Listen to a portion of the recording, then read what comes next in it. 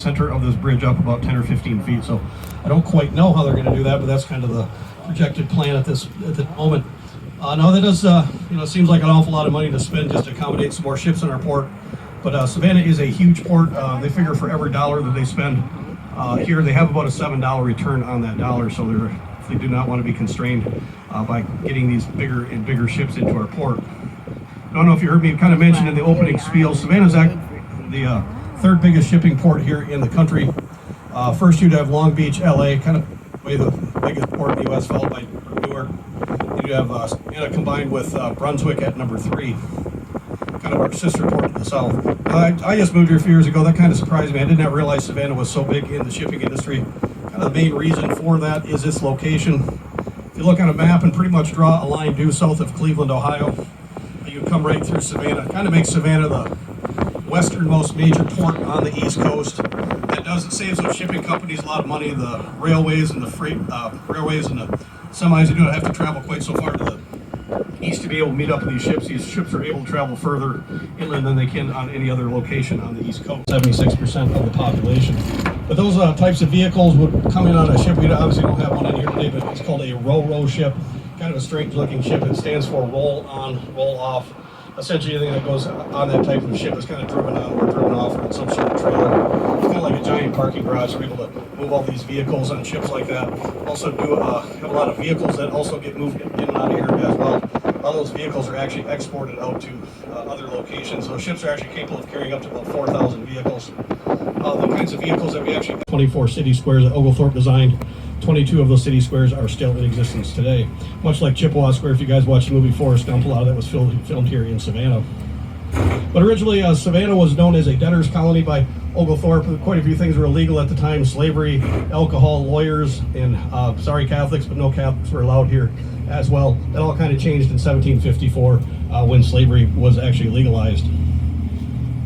Now, off to our starboard side, if you kind of look in between these buildings, just beyond that American flag, you'll notice a black walkway that connects a couple pieces of real estate back there. That is part of Factor's Walk.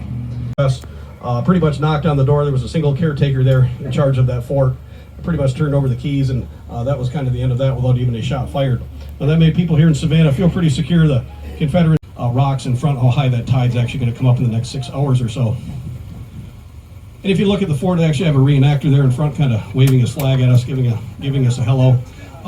That moat that goes around the outside of the fort, that was actually mostly used for defensive purposes, but also sanitary purposes too. This was kind of the time before bathrooms. Everything was kind of flushed in and out with the current, so kind of a lovely thought, but that's kind of realistically how things were before the age of restrooms.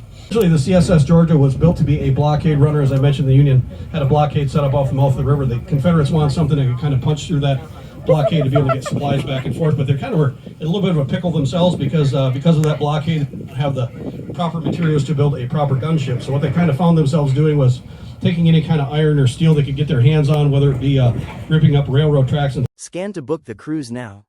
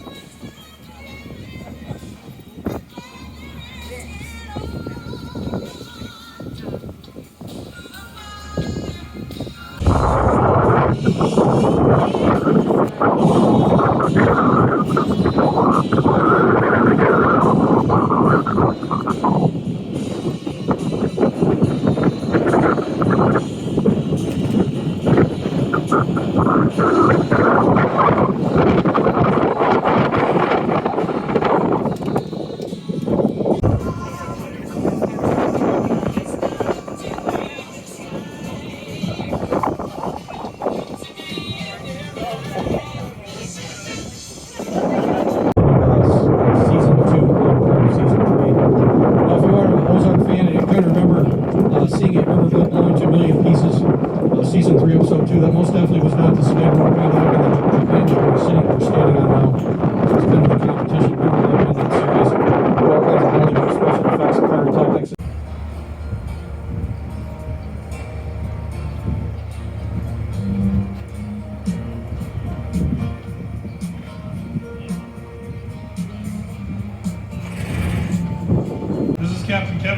joining us today on the Georgia Queen. Please take a look around, make sure you have any bags or little kids you brought with you, and take them back off the boat.